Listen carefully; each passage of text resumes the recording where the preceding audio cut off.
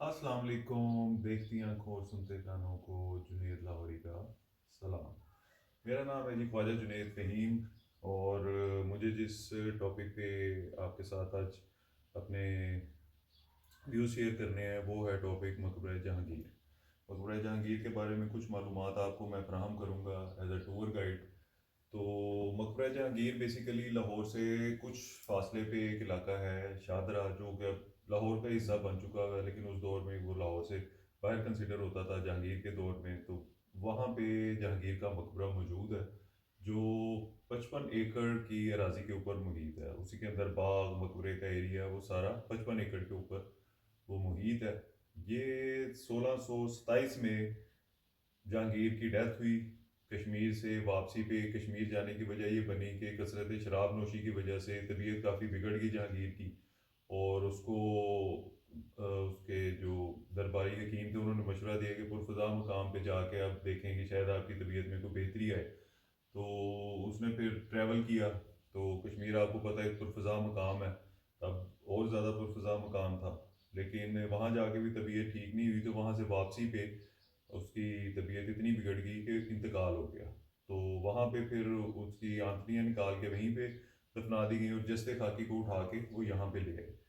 1627 में ये इंतकाल हुआ और 1637 यानी कि 10 साल के अरसे में ये मकबरा कंप्लीट हुआ, जो कि उसी की बीवी जो बेटर हाफ थी जहांगीर की, उसने ये मकबरा कंप्लीट किया। और उस दौर में एक मोहतात अंदाजे के मुताबिक 10 लाख रुपया इसके ऊपर खर्चा आया, जिसमें काफ़ी काम नूरजहाँ ने कराया, फिर शाहजहाँ ने करवाया। लेकिन 10 साल के अरसे में ये मकबरा जो है ये कंप्लीट हुआ। और ये उसकी ख्वाहिश थी जहांगीर की कि मुझे यहाँ पे दिलकुशा पार्क जो नूरजहाँ के लिए बनवाया था जहांगीर ने, वहीं पे ही दफनाया जाए। इसलिए ऑल द वे कश्मीर से उसको लाहौर लाया गया। तब दरिया रावी जो है वो इसके पास से गुजरता था। दिलकुशा बाग बनाने का मकसद भी यही था उसके लिए कि दरिया रावी एक बहुत बड़ा दरिया उस दौर का जो यहाँ से गुजरता था। दिलकुशा बाग के को बनवाया गया नूरजहाँ के लिए। तो बाद में खैर नूरजहाँ भी यहीं पे दफन हुई। फिर इसकी सराउंडिंग में नूरजहाँ का मकबरा भी है, फिर आसिफ जाह का मकबरा यहाँ पे मौजूद है। इसके 8 दरवाजे हैं, मतलब 8 कह लें कि दहलीजें हैं। 8 दरवाजे बने हुए हैं, एक ही एंट्रेंस है मकबरे की। मकबरे को बहुत ही खूबसूरत नक्शो निगार के साथ फ्रेस्को आर्ट के साथ सजाया गया। उसमें कीमती पत्थर जिसमें संगे मरमर, संगे स्याह, संगे बादल, फिर जो और कीमती पत्थर होते हैं और हीरे जवाहरात, उनसे सजाया गया इसको। लेकिन जब सिख एरा आया, जब सिखों ने यहाँ पे हुकूमत की, तो सिखों ने वो कीमती पत्थर उस मकबरे से निकाल के गोल्डन टेम्पल अमृतसर में लेके गोल्डन टेम्पल की तजीनो आरइश के लिए। तो अगर आप इसके हाथे में जाएं तो आपको यहाँ पे कमरों की लाइन नज़र आएगी। 180 कमरे हैं तकरीबन, जो कि मेहमान खाने के तौर पे इस्तेमाल होते थे, कि उस दौर में जो मेहमान आते थे उनको यहाँ पे ठहराया जाता था। सराय अकबरी के नाम से वो मशहूर है। और 4 मीनार हैं इसके। आप मीनार के ऊपर भी विज़िट करने जा सकते हैं। बड़ा खूबसूरत मंजर है इसका। बाग दिलकुशां बहुत खूबसूरत है। यहाँ पे आपको एक तालाब देखने को मिलेगा जो अर्के गुलाब से भरा जाता था। और शाहजहाँ अपनी बेगम नूरजहाँ के साथ उसमें, सॉरी, जहांगीर अपनी बेगम नूरजहाँ के साथ उस तालाब में गुस्ल किया करते थे। और जितना ये एरिया है, आप अगर जाएं तो आपको मुसलमानों की तामीरात के हवाले से जो उनकी अप्रोच थी, जो सोच थी, वो उसका आपको अंदाज़ा होगा। इंतहाई खूबसूरत बिल्डिंग बनाई गई है। और 1990 में बहुत बड़ा एक सैलाब आया जिसकी वजह से ये काफ़ी तबाही का शिकार हुआ, क्योंकि यहाँ पे जितने भी ये मकबरे को अंग्रेज़ों ने भी आके काफ़ी इसको नुकसान पहुंचाया। सिखों ने तो यहाँ पे बाकायदा एक आर्मी अपना मैस बनाया हुआ था, तो तब काफ़ी नुकसान पहुंचा। लेकिन फिर अंग्रेज़ों ने ही इसके जो है तजीनो राइश का काम भी किया, जब उनको अंदाज़ा हुआ कि ये एक बड़ी अच्छी और तारीखी अहमियत की हामिल बिल्डिंग है।